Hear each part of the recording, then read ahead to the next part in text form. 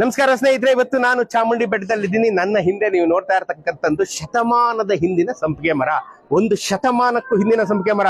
ಅಜಮಾಸು ಒಂದು 150 ವರ್ಷದ ಮೇಲಾಗಿದೆ. ನಮ್ಮೆಲ್ಲರ ದೈವಾಂಶ ಸಂಭೂತ ರಾಜಶ್ರೀ ನಾಲ್ವಡಿ ಕೃಷ್ಣರಾಜ ಒಡೆಯರ್ ಅವ್ರು ಹುಟ್ಟಿ 11 ದಿನ ಆದ್ಮೇಲೆ ಎಲ್ಲ ಸೂತ್ಕ ತಗೊಂಡ್ಮೇಲೆ ತೆಗೆದಾದ್ಮೇಲೆ ಅವ್ರ ತಂದೆಯವರಾದಂತಹ 10ನೇ ಚಾಮರಾಜ ಒಡೆಯರು ಮತ್ತು ಅವ್ರ ತಾಯಿಯವರಾದಂತಹ ವಾಣಿವಿಲಾಸ ಸನ್ನಿಧಾನ ಮತ್ತು ಎಲ್ಲ ಅರಮನೆ ಪರಿವಾರದವರು ಅವರನ್ನ ಕರ್ಕೊಂಡ್ಬಂದು ಚಾಮುಂಡಮ್ಮನವ್ರ ಹತ್ರ ಪೂಜೆ ಮಾಡಿಸಿ ಬಂಗಾರದ ಸರಪಳಿಗಳನ್ನ ಕಟ್ಟಿ, ಐ ರಿಪೀಟ್, ಬಂಗಾರದ ಸರಪಳಿಗಳನ್ನ ಕಟ್ಟಿ ಬಂಗಾರದ ತೊಟ್ಟಿಲಲ್ಲಿ ಇಟ್ಟು ಈ ಮರದಲ್ಲಿ ಮಹಾರಾಜ ನಾಲ್ವಡಿ ಕೃಷ್ಣರಾಜ ಒಡೆಯರನ್ನ ತೂಗ್ತಾರ್ರಿ.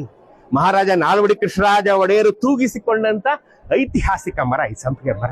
ನೋಡ್ರಿ, ಎಂತ ಪುಣ್ಯವಂತ ಮರ. ಬಂಗಾರದ ಸರಪಳಿಗಳನ್ನ ಕಟ್ಟಿ ಬಂಗಾರದಿಂದ ತೊಟ್ಟಿಲನ್ನ ಮಾಡಿ ಮಹಾರಾಜ ನಾಲ್ವಡಿ ಕೃಷ್ಣರಾಜ ಒಡೆಯರು ಪುಟ್ಟ ಮಹಾಸ್ವಾಮಿಗಳನ್ನ ಮಲಗಿಸಿ ಇಲ್ಲಿ ಅವರನ್ನ ತೂಗಿ ಆಮೇಲೆ ಅಮ್ಮನವರ ಪೂಜೆ ಮಾಡಿಸ್ತಾರೆ.